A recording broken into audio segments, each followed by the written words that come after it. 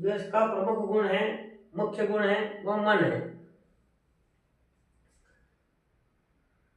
सभी कारकों को मैं आपको समझाने का प्रयास करूंगा, पर मेरा जो समझाने का तरीका है, जिस विधि से मैं आपको समझाना चाह रहा हूं, उससे आप समझें कि कोई भी चीज है या कोई भी जिसकी हमें जानकारी लेना है, उसे हमें 3 भागों में विभाजित करना है।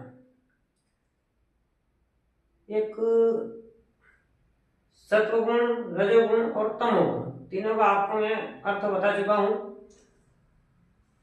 या इसी के अनुरूप सम स्थिति, उच्च स्थिति और निम्न स्थिति, जिस प्रकार भी आप अपने को समझना चाहें उस प्रकार आप समझें। यदि चंद्रमा अच्छी स्थिति में है, उच्च है, पत्रिका में अच्छा है, कुंडली में अच्छा है, शनि राहु केतु मंगल ग्रहों से पीड़ित ना है, दृष्टि गोचर इनसे ना हो, दृष्टि संबंध हथेली में यह स्थान अच्छा उभरा हुआ हो, अच्छा आवालीय हो, गुलाबी रंग का हो, अच्छी रेखाएं या खड़ी रेखाएं भी होती है, तो ऐसे चंद्रमा को हम शुभ चंद्रमा कहते हैं। अच्छा चंद्रमा यदि व्यक्ति का है तो व्यक्ति का सर्वप्रथम मन अच्छा होता है, पवित्र होता है, किसी दूसरे व्यक्ति की हानि, उसका विघ्न करने की उसके मन में कोई चाह नहीं होती है, जिस व्यक्ति का चंद्रमा अच्छी स्थिति में होता है।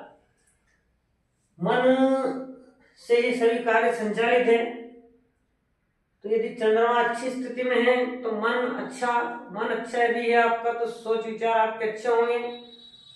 सोच विचार अच्छा होने से जो विचार है कर्म को प्रतिपादित करते हैं, क्योंकि पहले कर्म नहीं होता है, पहले व्यक्ति विचार करता है, विचार से ही कर्म प्रभावित होते हैं।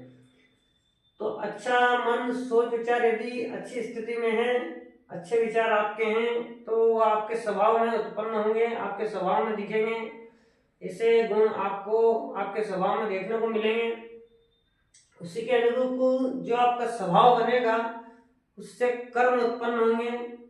जो सोच विचार आपके मस्तिष्क में, आपके मन में, आपके चित्त में होता है, वही कर्म बनता है।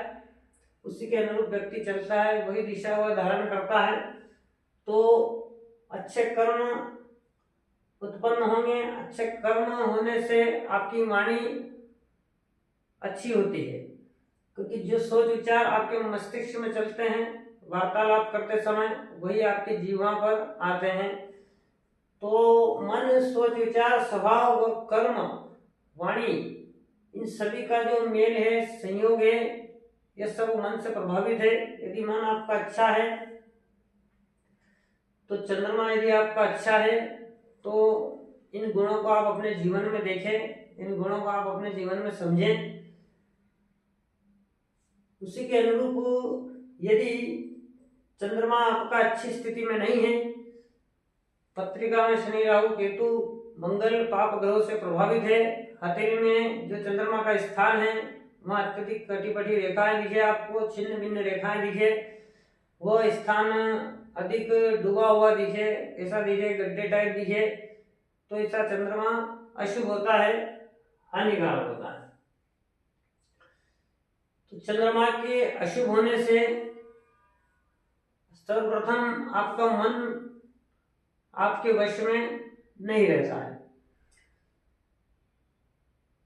ऐसे व्यक्तियों का जो मन है वह इनका सारथी होता है, ना कि यह मन के सारथी होते हैं।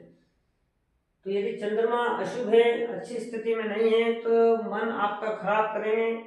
मन खराब होने से जो आपके सोचने समझने की शक्ति है, विचार करने की शक्ति है, जिज्ञासा है, कल्पना की जो शक्ति है आपकी, वह नेगेटिव होगी। नेगेटिव होने से वह आपके स्वभाव में ढलेगी। गलत स्वभाव, अवगुण युक्त स्वभाव होने से आपके कर्म प्रभावित होंगे। आप अच्छे कर्मों की ओर प्रेरित न होकर गलत कर्मों की ओर प्रेरित होंगे। उसी के अनुरूप जो सोच विचार है आपके मस्तिष्क में, चित्त में, वही आपकी वाणी पर आता है। तो यह सभी चीजें यदि चंद्रमा अशुभ स्थिति में है तो आपको हानि करेगी, आपको नुकसान पहुंचाएगी, क्योंकि कर्म होने के बाद में, कर्म के साथ में उसका फल भी चलता है। ऐसा नहीं है कि कर्म करने के बाद फल ना मिले। अच्छा बुरा फल परिणाम आपके चयन से निर्धारित होता है। जैसा आप चयन करोगे वैसा ही फल आपको मिलता है प्रकृति में। तो उसी के अनुरूप यदि अशुभ स्थिति में चंद्रमा है तो इन सभी चीजों की आपको हानि करेगा, इन चीजों पर आपको विजय नहीं पाने देगा। वो ऐसी चीजों